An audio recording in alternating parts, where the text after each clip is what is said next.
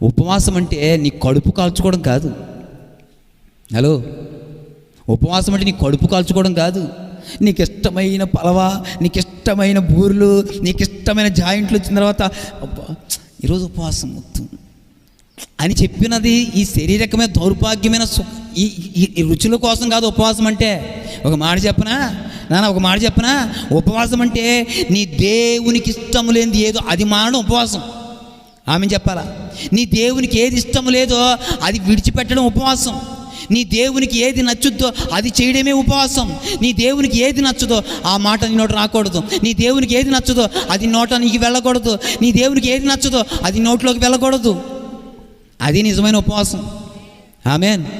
ఎన్ని రోజులు ఉపవాసం అంటే ఏంటి? ఉపవాసం అయిన తర్వాత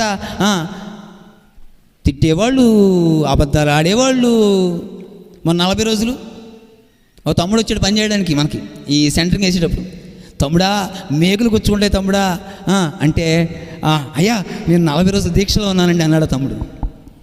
అసలు 40 రోజులు ఏం వేసుకోవా? అసలు ఎంత కాలినా నేను అసలు ఆ రేకుల మీద సరే ఆ కాళ్ళతో నడుస్తాను తప్ప అసలు చెప్పులు వేసుకోనండి అన్నాడు. నేను అన్నాను మందు అలవాటు ఉందా అన్నాను. అబ్బే అసలు వేసుకుంటలేదండి అన్నాడు. అంటే అసలు లేదా నీకు అలవాటు అంటే అప్పుడప్పుడు వేస్తానండి, అందులో ఈ 40 రోజులుగా అసలు వేయట్లేదండి అన్నాడు. ఈ 40 రోజులు కనుక ఏం చేయట్లేదంట, అసలు వేయట్లేదంట, కొసరేస్తాడంట అయిపోయిన తర్వాత. ఈ భక్తి ఉపవాసం అనేది వారానికి ఒక రోజు నీవు దేవుని దగ్గర నీ కడుపు కాల్చుకుని నీ పనిలో నీ బాధ్యతలో నువ్వు తిరిగేస్తే అది ఉపవాసమా? ఏ ఉపవాసాన్ని నిలుపుతున్నాడు యెహోషువ తెలుసా? మనస్సు నిలిపి అనగా మాట చెప్పనా, ఆ మనస్సుకు ఏది ఇష్టమో, మనస్సును కలిగించిన దేవుని మీదకి ఏది ఇష్టమో అది తెగిస్తున్నాడు చెయ్యకుండా ఉండడానికి. నీ దేవునికి ఏది ఇష్టమో తెలుసా? నువ్వు ఒక పూట కడుపు మార్చుకోవడం కాదు ఆయనకి ఇష్టం, నీలోంచి ఒక ప్రార్థనాత్మ రేపడం ఆయనకి ఇష్టం. స్తోత్రం చెప్పాలా? నీవు ఆయనకి సాక్షిగా ఉండడం ఇష్టం, నీవు ఆయన మాటను ధ్యానించడం ఇష్టం, నువ్వు ఏ పనిలో ఉన్నా ఆయన స్తుతించడం ముఖ్యం. ఏ ఆలోచన వచ్చినా ప్రార్థనా సన్నిధికి, మందిరానికి, దైవజనుడితో, దేవునితో నువ్వు అంటుకట్టబడి ఉండడం ఆయనకి ఇష్టం. అది నిజమైన ఉపవాసం. నువ్వు కడుపు కాల్చుకొని మరి పరిస్థితి ఎక్కడ మారుతుంది? మారదుగా. నువ్వు అనుకుంటావు పొద్దున్న మధ్యాహ్నం ఉపవాసం, సాయంకాలం 6 అయ్యేదాకా కదా, 6ంటికి ఏం చేద్దాం? ఎప్పుడు ప్లాన్ ఇది? ఎప్పుడు ప్లాను? పొద్దున్న ప్లాన్ చేస్తాం జాగ్రత్తగానండి. ఇప్పుడు ఈరోజు నేను రాత్రి ఉపవాసం అయితే పొద్దున్నకి ఆకలిస్తే పొద్దున్నకి ఏం చేయాలా?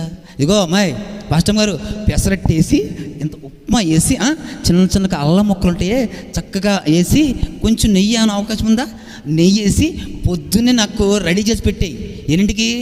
పొద్దున్న 6ంటికి. ఉపవాసం అయిపోగానే ఏం చేస్తాను? అల్లం చట్నీ చెయ్యి, అల్లం చట్నీ బాగా చక్కగా జీలకర్ర వేసి బాగా చెయ్యి. రేపు పొద్దున్న 6ంటికల్లా తినేస్తాను. చాలా బాగుంది ఉపవాసం కదా. నేను సాయంకాలం ఏం తినలేదండి, అది ఉపవాసమేగా. మరి ఉదయకాలానికి సిద్ధపరచుకున్నావు అంటే నువ్వు ఎంగిలైపోయావుగా. అయినా అవలేదా? రేపు పొద్దున్న తినేదానికి, ఆ కడుపు కాల్చుకున్న దానికి రేపు పొద్దున్న కోసం అబ్బాయి ఎంత సిద్ధపరచుకుంటుందో కదా శరీరం. శరీరానుసారంగా సిద్ధపరుచుకునేది ఉపవాసం కాదు, మనస్సు నిలుపుకొని. అని అంటాను, ఏ మనస్సు అయితే పవిత్రత కలిగిన మనసు నా దేవునికి ఇష్టమో, ఏ మనస్సు అయితే నా దేవుని అంగీకరిస్తాడో, ఏ మనస్తత్వం అయితే దేవుడు కలిగి ఉన్నాడో ఆ మనస్తత్వానికి ఉండడమే దేవుని పిల్ల లక్షణం.